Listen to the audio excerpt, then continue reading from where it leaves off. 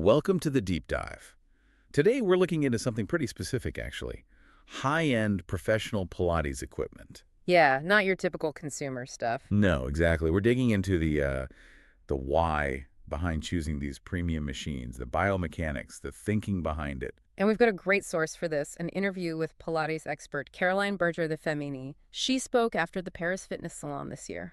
Right, and she really tries to cut through all the marketing fuss. She does. She talks about finding the coherence in these tools, what makes them genuinely high quality. So our mission today, for you listening, is really to get past just the price. We want to understand this coherence Caroline talks about, particularly with machines like the Merrithew Reformer. What's the logic? The stability? How does the machine itself actually, shape the teaching? And Caroline sets a really interesting tone right away. She says the Reformer isn't just an object. No, she calls it a partner in your movement. A partner. I like that. Yeah, and for her, it all comes down to things that honestly haven't changed in the 25 years she's been doing this. Stability, precision, and fluidity.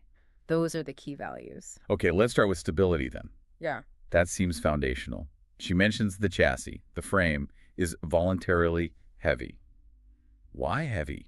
Everything these days seems to be about lightweight design. Right, but it's critical. It's a safety thing, fundamentally.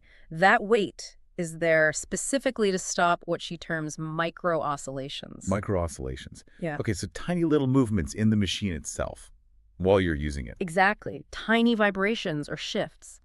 Think about it. If the machine you're relying on for support moves, even a fraction, Your body's going to react instantly. instantly, your brain detects that instability and compensates. But here's the problem. That compensation throws off the intended muscle activation. The muscle chain goes astray, as she puts it. So if I'm trying to do a really precise core move Yeah. and the platform wobbles slightly, my muscles might fire just to counteract that wobble, not to do the exercise properly. Precisely. The whole feedback loop gets fuzzy. The correction you're trying to make becomes unclear because your base isn't stable. Oh, okay. So the heaviness isn't just like a nice to have, it's an active part of the design. It fixes your reference point in space. Protecting your proprioception, your sense of where your body is. Exactly that. It protects that internal map. So stability isn't just comfort. It ensures the exercise is actually doing what it's supposed to do for your muscles and your brain. That completely changes how you think about the weight. It's functional. Totally functional. And the stability, the sense of safety, actually unlocks more movement potential and allows the body to feel secure enough to explore more range. Which leads into another idea of hers I found really interesting, that the machine kind of grows with the body. It's not static. Yeah, she stresses that these high-end reformers aren't rigid tools for just one purpose. Everything about them, the springs, the way the carriage glides, the height, it's all designed to adapt. So you could start using it for rehab after an injury. Very gentle, supportive work. Absolutely. Using the feedback for alignment, really basic stuff. And then maybe years down the line, the same machine could be used for, I don't know, advanced power moves or really deep stretching. That's the idea. It needs to handle that whole spectrum without failing, and that's where the premium construction comes in. The heavy frame, yes, but also the quality of the springs, tempered steel, and the resistance mechanisms. They need to be progressive, smooth. Right, so the machine stays faithful is the word she uses. It won't start vibrating or squeaking or having that jerky glide that you often find in cheaper models after, just a few months. So you're literally paying for reliability, for a partner that won't let you down mechanically. You really are. It builds confidence mechanically and psychologically over years. Okay, that takes us nicely into the biomechanics and how this influences teaching. Now, the market is absolutely flooded with Pilates equipment, different brands, different price points. Oh, yeah. So is this focus on specific materials and weight just, smart marketing to justify the cost? How can someone tell the difference? It's a fair question. But Caroline argues it comes down to what she calls the honesty of mechanics. Honesty of mechanics. Okay. She feels brands like Merrithew stick to pure biomechanics. And this is where the engineering details, the stuff under the hood, really matter. So what's the core technical difference? You mentioned the springs. It's all about how they're calibrated. On cheaper machines, the resistance can be uneven. It might ramp up suddenly or just feel wrong. Right. Premium springs are calibrated based on physiological tension curves. Physiological tension curves. Okay, break that down a bit. Imagine stretching a basic rubber band. It gets exponentially harder, right? Maybe Yeah. too easy at first, then suddenly impossible. Yeah, not smooth. Exactly. A physiological curve means the resistance increases smoothly and proportionally as your muscle lengthens through its range of motion. It mirrors how muscles actually work. Ah, I get it. So the resistance feels natural, supportive, not like you're fighting the machine. Precisely. It guides the movement harmoniously. It respects the body's natural patterns. And that, she argues, based on, over 30 years of research, is what prevents injury and builds balanced strength effectively. So the mechanics being honest means the feedback the machine gives your body is accurate. Yes. Honest mechanics lead to honest movement. And how does this precision then connect to teaching Pilates? How does the equipment choice change things for the instructor and the student? It makes the teaching clearer.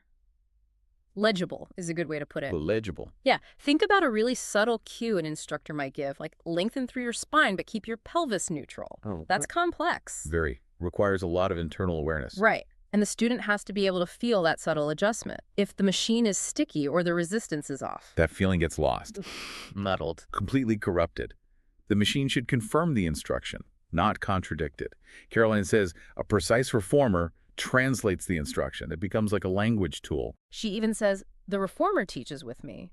If it's vibrating or jerky, the student's just battling the equipment. They're not learning the movement pattern. That's powerful. Okay, beyond the mechanics, what about the look and feel?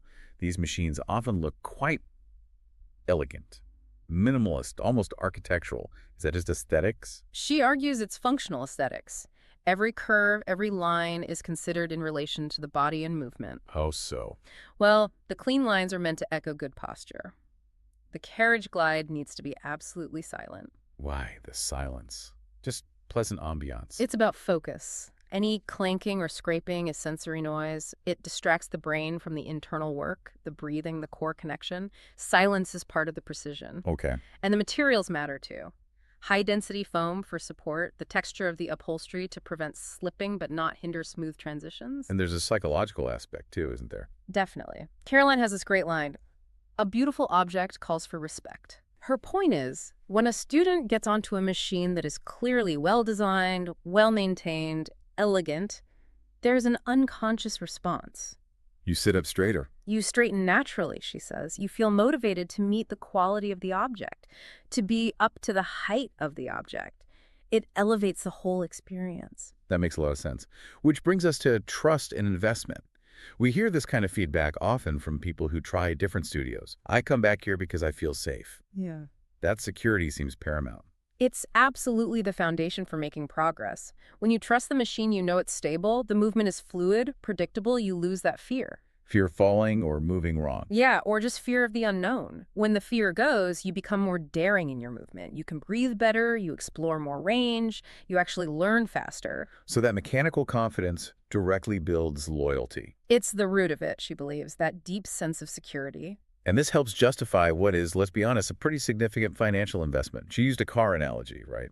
She did. It's like you might start driving with a basic economical car. It gets you around. Sure. But maybe you aspire to own, say, a really solid sedan.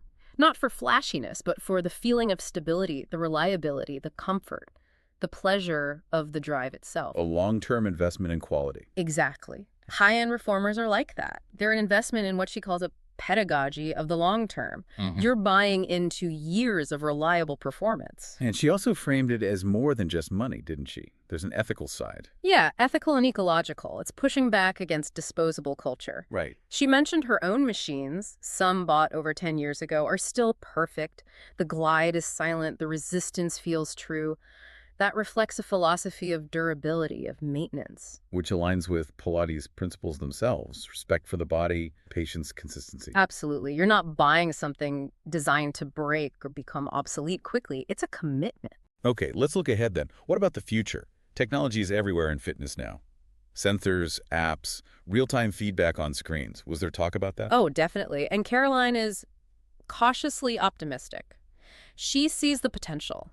Technology can help. Sensors can measure things, quantify alignment in new ways. So that's good, right? More data. Potentially. But she has a really strong warning.